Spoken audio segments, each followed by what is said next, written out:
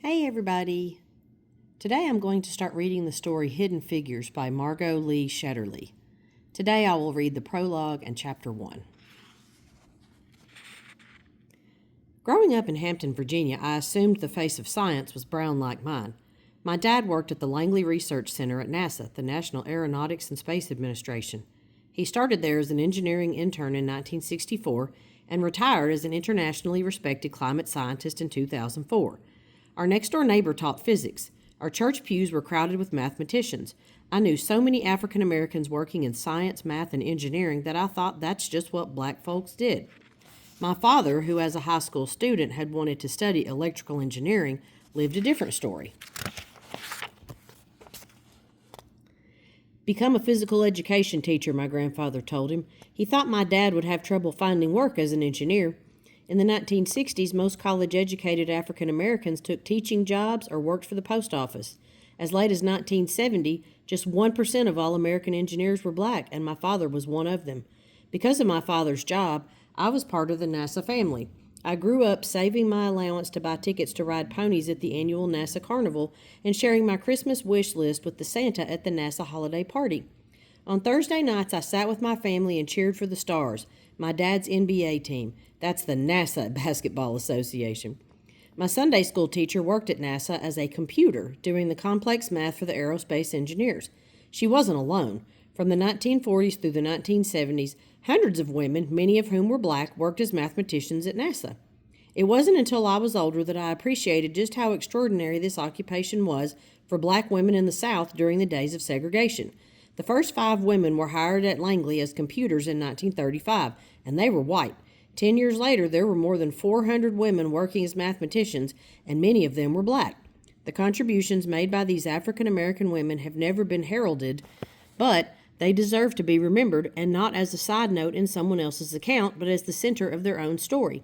These women should be celebrated not just because they are black or because they are women, but because they are an important part of American history. This is their story. Chapter 1. Setting the Scene. Dorothy Vaughan, Mary Jackson, Katherine Johnson, and Christine Darden loved math. As children, they showed special skill in arithmetic, and they went on to study mathematics in college. After graduation, they worked as teachers before going to work as computers or mathematicians for the government's Air and Space program. Over the years, hundreds of women worked as mathematicians for the federal agency called the NACA, the National Advisory Committee for Aeronautics, which researched and promoted the study of flight. But these women were among many who distinguished themselves with their talents and hard work. Dorothy Vaughan was a pioneer. She joined the NACA in 1943, the first year the agency began hiring African American women as computers, and she was the first to be promoted into a management position. She was a role model for other women, and she helped to steer the careers of many talented women who were joining the NACA. Mary Jackson was the first African American woman to move up the ranks and become an engineer at the NACA. She was a fighter, standing up for herself and for other women who deserved the chance to prove themselves.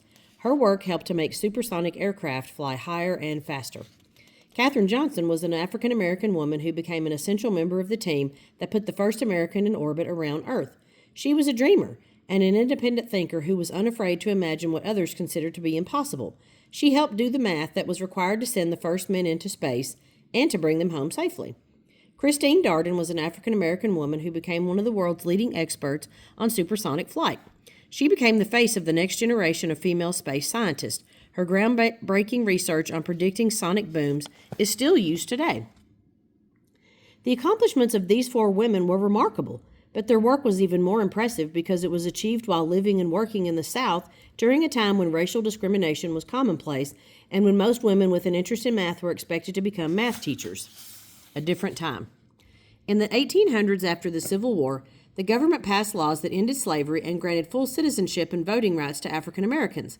Later, however, many state and local governments passed other laws that legalized racial segregation. These regulations, which were most common in the South, kept black people and white people apart in many situations. They could not eat in the same restaurants. They could not drink from the same water fountains. They could not use the same restrooms.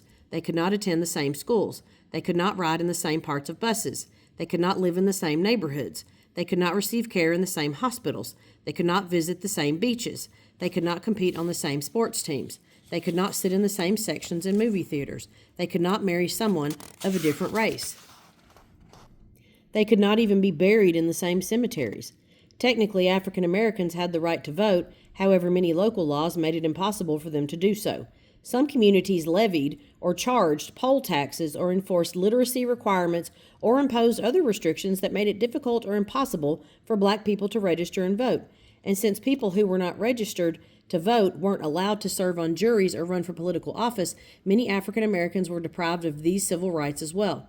During the 1930s, the United States experienced the Great Depression, a decade-long period of economic struggle. Jobs became difficult to find and wages decreased dramatically. All Americans suffered, but African Americans faced the most serious challenges in finding work. For many African Americans, World War II was an opportunity to make a better life for themselves and their families. Black men enlisted in the military in large numbers. Even though they served in separate black infantry regiments, usually overseen by white officers, they believed that their loyalty and patriotism would help blacks to earn rights that white citizens had.